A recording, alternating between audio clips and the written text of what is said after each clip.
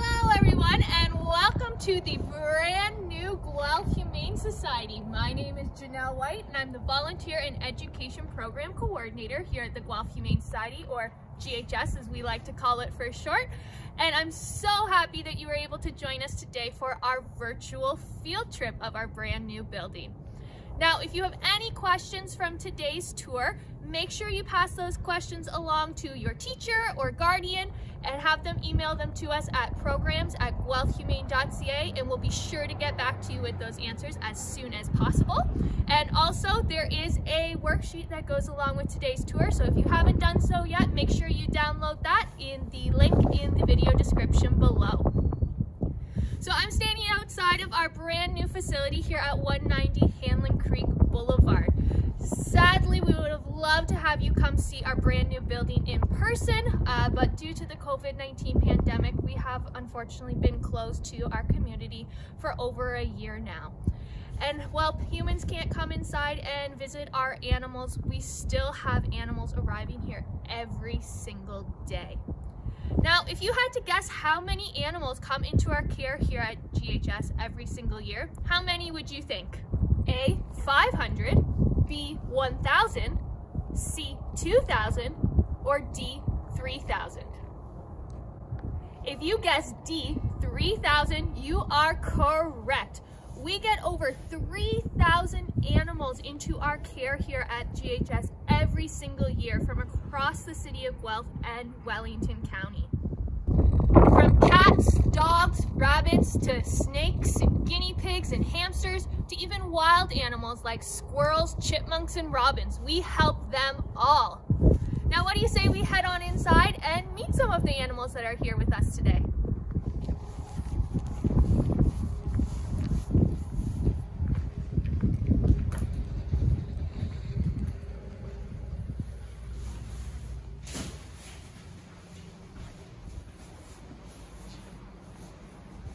Now, when you first enter our bright and spacious lobby at our brand new building, you'll first be greeted by our lovely client services team. Now, our client services team gets hundreds of calls every single day, and many times our calls are regards to an animal in need of help. Now, when these ladies get a call from a member of our community who's come across an animal in need of our help, they ask three main questions to try and figure out what's wrong. The first, what is it? Is it a dog, a cat, or maybe it's a wild animal like a rabbit or a skunk or a squirrel? Secondly, what's wrong with it? Is it a dog running loose without its owner? Or maybe it's a baby bird that's fallen out of its nest? And thirdly, where is it? With the answers to these three questions, our client services team can dispatch one of our animal services officers to head on out to that animal's location so we can bring it back here to the shelter in order to get it the help it needs. Now, before we head on back to see some of our animals, I first just want to really quickly show you our bright, spacious, brand new community room where all of our future education programs here at GHS will be held, from summer camps to after school programs, birthday parties, and so much more. We really can't wait to be able to welcome you all back in this brand new space for future field trips and school visits. Let's go check out some of our small animals now.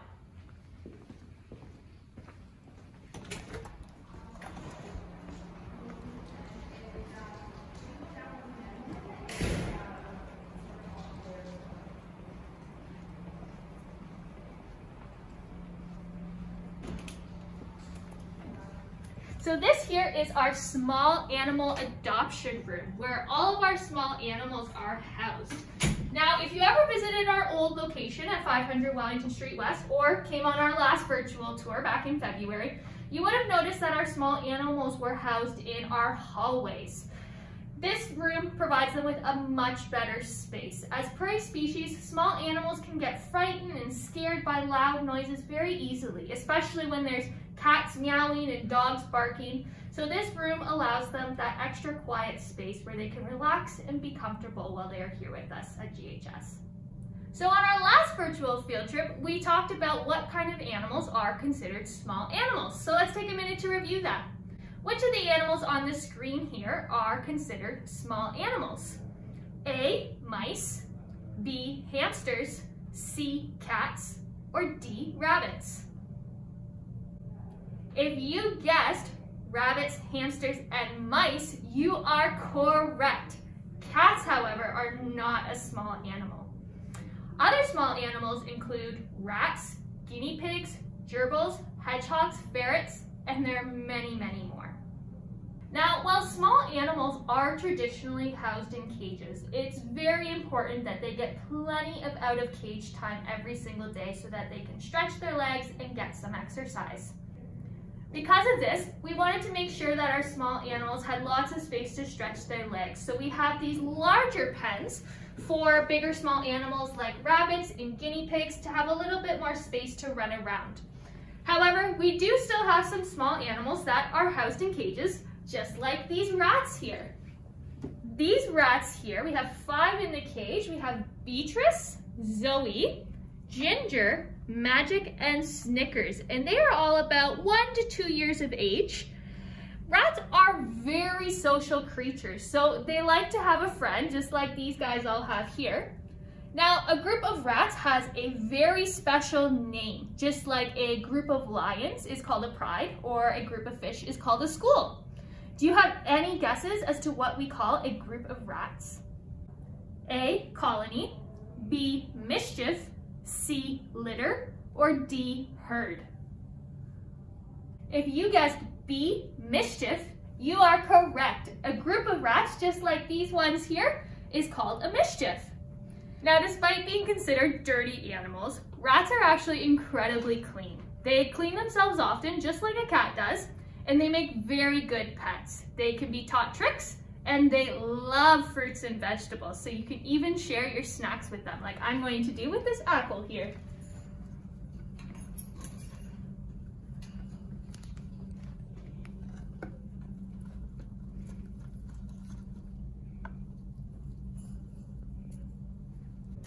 Now we'll let these guys get on back to their mischief, and we'll head on over to see the cats now.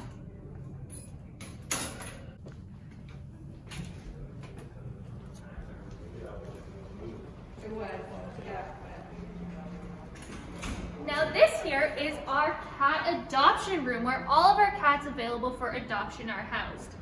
Now, if you remember from our last virtual tour, many of our animals have been relaxing in foster homes throughout the COVID-19 pandemic. Let's quickly review what a foster home is.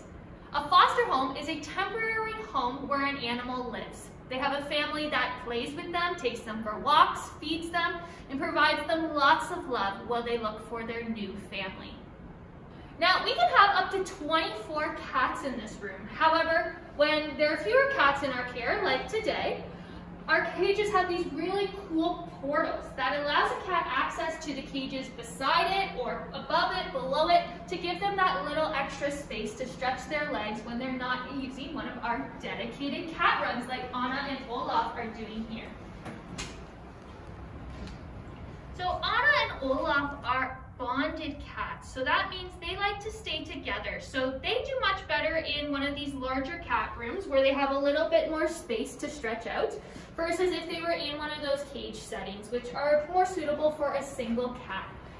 Now, another cat that's currently in our care here is Mr. Wentworth here. Now, Wentworth just arrived in our care just this last week, and as you can tell, Wentworth is a big kitty, to say the least. Now, our pets can't talk to us, so it's our job as pet owners to know what they need in order to keep them happy and healthy.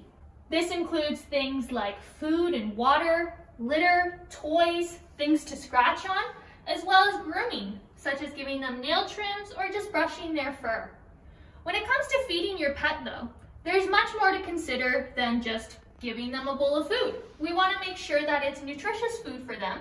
And we also want to make sure that we're feeding them the right amount, because feeding them too little or too much can both cause health problems. That right amount depends on 3 factors. Which of these 3 factors on the screen do you think help determine how much you should feed your pet? A, their hunger, B, their age, C, their size, or D, their activity level? If you guessed age, size, and activity level, you are correct. The amount of food you should feed your pet depends on their age, their typical breed size, and of course, their activity level. If you're ever unsure what amount that is, you can always ask your veterinarian and they will help determine what's the right amount of food for your pet. Thankfully, our brand new cat adoption rooms now have these bright and spacious cat runs that our animals, like Wentworth here, can stretch their legs out a little bit more to get some more exercise while they're here with us. And let's head on over to meet Wes, who's probably looking to play.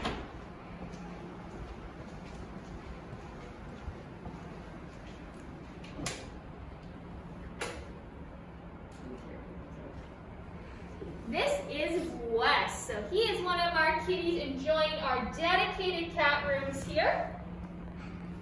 So Wes here, he's just 11 months old and he loves to snuggle.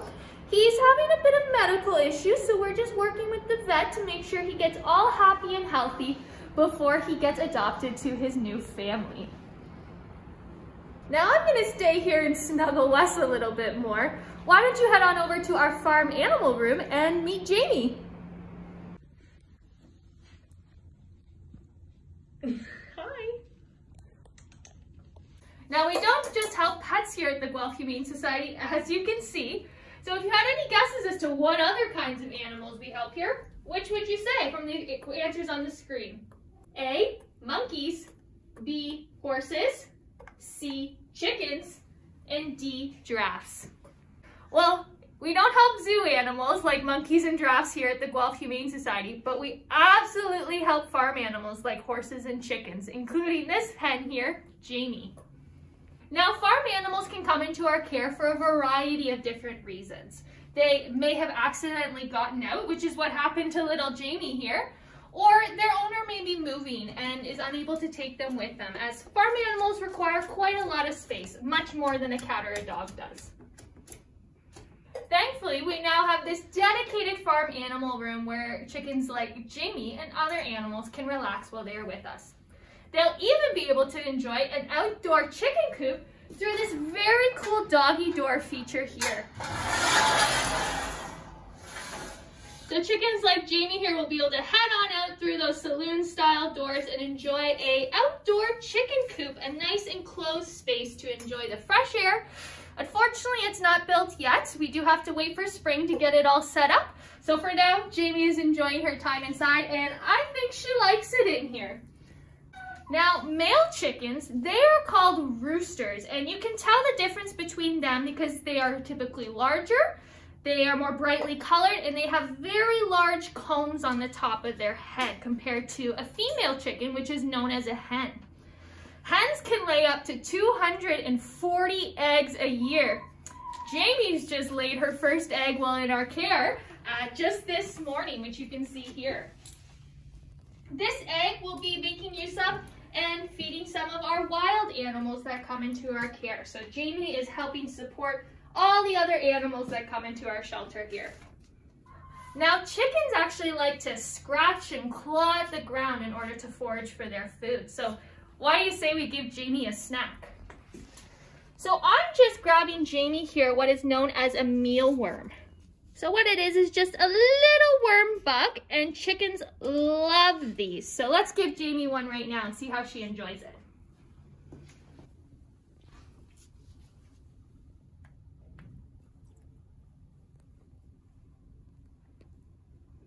Now while I get Jamie all locked up in her pen again, why don't you go check in with Alana, our animal care coordinator, who's going to show you our outdoor dog runs, and I'll meet you on over in the dog adoption area shortly.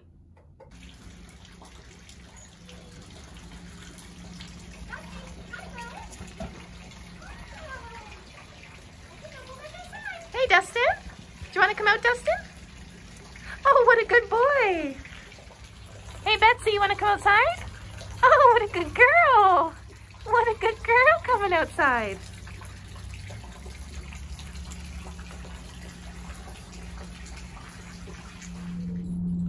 Now, you just saw the dogs from the outside. Let's take a look at what it looks like on the inside.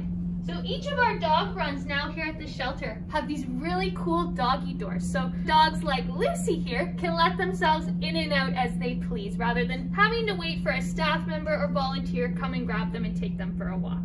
Instead, they can go outside and enjoy the fresh air whenever they please. So why don't we get to know Lucy a little bit more? But before we do, we're just gonna go over the steps of how to safely meet a dog one more time, because it's always important to be safe around a dog that you don't know. So the first step when meeting a new dog is to walk over slowly and quietly and ask their owner if it's okay if you pet them. Remember, if you don't know the owner, make sure you ask your guardian that you're with if it's okay for you to go over and say hi. If the owner says yes, the next thing you want to do is turn sideways so you appear less intimidating to the dog. And if you're a little bit taller like me, you want to crouch on down to the dog's level, again, so you're not towering over them and being scary. Once we do that, we want to let the dog get to know us by sniffing us. Now, if you ever looked at your fingers when they're dangling out, they look like little tiny hot dogs, and dogs like Lucy love hot dogs. So we want to make sure that we have all of our fingers tucked away safely. What you want to do that is start by giving 2 thumbs up, and then you can tuck your thumbs inside and wrap your other 4 fingers around your thumb. So that way all your fingers are nice and tucked away and nothing is sticking out. Once you've done that, you can then slowly extend your fist just below the dog's chin and let them sniff you and get to know you. Once the dog is all done sniffing, you can then give them a pet under the chin or on the chest. Now that we've gone over those safety tips, let's get to know Lucy a little bit better.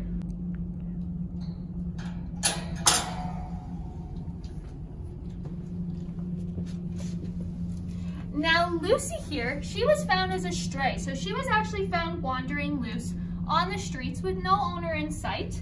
We did try and look for her previous family, but unfortunately we weren't able to find them.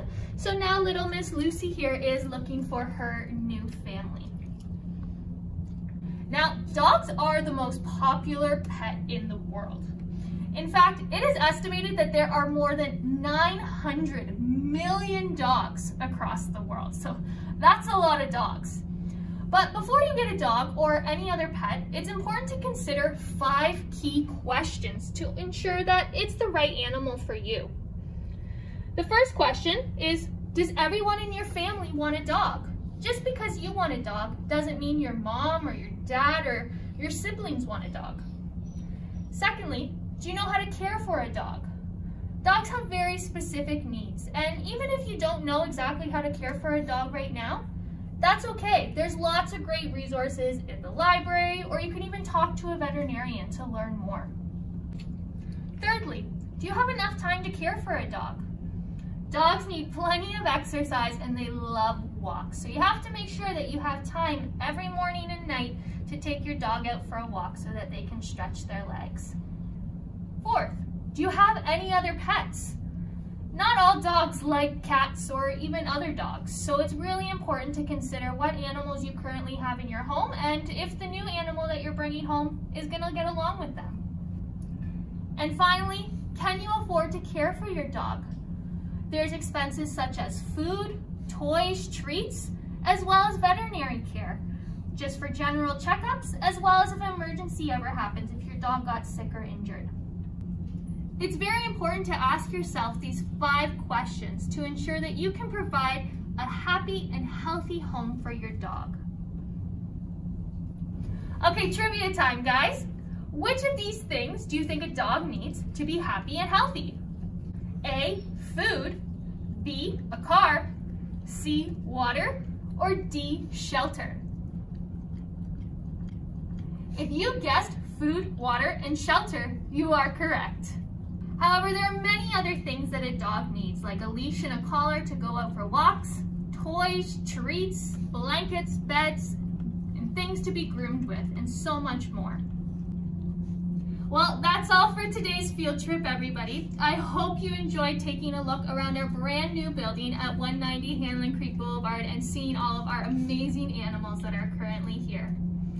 Remember, if you have any questions from today's tour, make sure you pass them along to your teacher or guardian and have them send us an email at programs@guelphhumane.ca.